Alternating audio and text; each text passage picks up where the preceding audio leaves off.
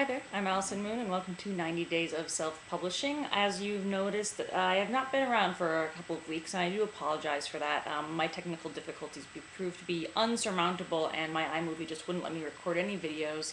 And I really apologize for this because I definitely don't like letting people down, especially you longtime viewers.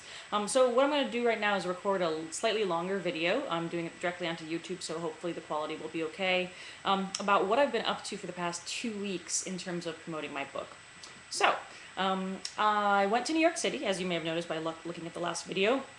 It was a great trip. I went to Blue Stockings, which is a wonderful feminist bookstore in New York City. Part of my plan was to hit up a lot of feminist and queer bookstores because obviously there's a certain invested interest there. Unfortunately, with all the other independent bookstores closing down, queer and feminist bookstores are certainly among them. There are very few left in the country, which is very sad. But Blue Stockings is one of them, and they're terrific, and they do wonderful work. They have great programming. So when you're in New York City, I definitely recommend looking them up. But it was great. I sold a lot of books. I had a great conversation with Katie Diamond, the creator of Salacious Magazine, and we had a great time kind of talking about feminism and erotica, sexuality, and all sorts of cool stuff. And I did some readings. It was a great opportunity for me to just kind of reach out on, again, a very personal level. It's, again, the book-by-book situation. So that was great. It was a wonderful trip. Met up with a couple of friends, talked about self-publishing, developed a little bit more of my class for Self-Publishing 101.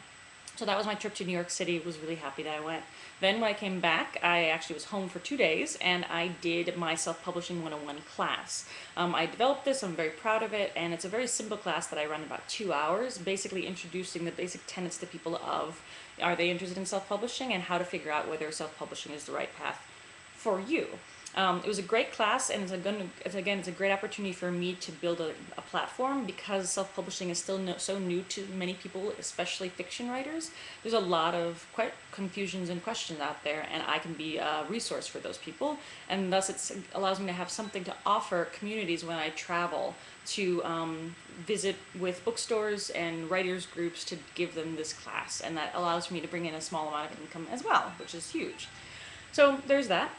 Now I am in San Diego. I was just at World Fantasy Con, and something to be aware of for you guys as well is conventions and conferences are really important for networking. And I think they're a little bit easier to network there too because you have a certain commonality of invested interest, especially for me that I found fantasy fans are really awesome people, generally speaking.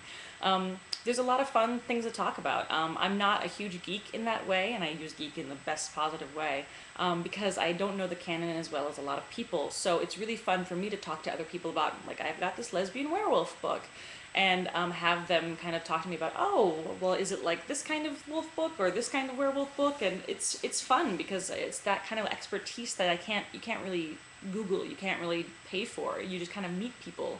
And that's been really fun because, again, as a self-publisher, I'm still kind of on the fringe.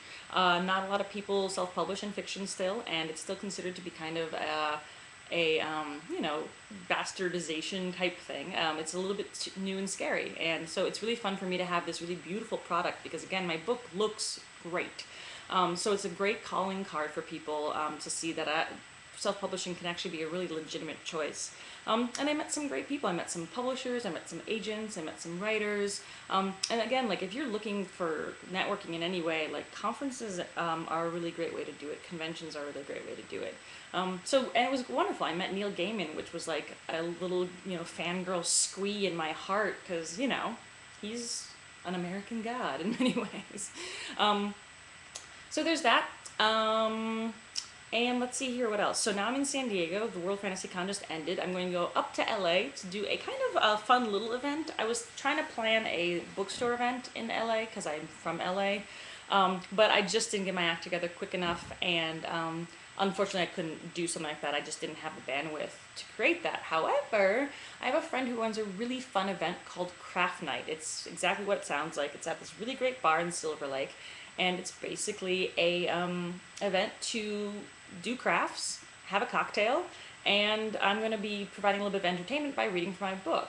Again, I don't expect this to, sell thousands of copies, but it is a great way for people to hear what I've been working on. I've got a lot of friends who will be coming who haven't seen me since the book came out, and it'll be a great chance for them to either buy it in person and get it signed, or just, talk to me about my book and, check in about how we're doing, which again is a huge part of it. The first book is the first book, and people will buy it or they won't buy it. However, in the long run, I think there's a lot to be said for building a community of people who are just invested in your success, invested in and interested in what you're creating. So that's that. So that's happening tomorrow night. And then I'm coming back to San Diego on Thursday for reading at Mysterious Galaxy, which is another bookstore. And again, the way I got this gig is I just emailed the person who does events. They asked me to send them a copy of the book. I did. And that's pretty much how it works. It's really as simple as asking. It's hard if you're shy, but email helps. So I recommend finding bookstores that are interested, emailing them with enough time in advance. That's not always easy to do. I've definitely made that mistake. But if you do that, you can email them with some time and get an event and then meet their local communities. A lot of bookstores have readers who just are community members. They come around because they like what the bookstore represents for their community and for their interests in reading. So you can often kind of plug into a completely new audience by just working that local angle. So that's basically what I've been up to. In the meantime, I've been doing all sorts of other things. I'm putting my press kit together.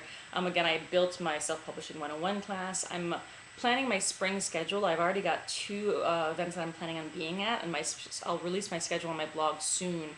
But I'm trying to get together a package so that I can actually do a full-scale tour. And I'll talk to you more about that as details come along.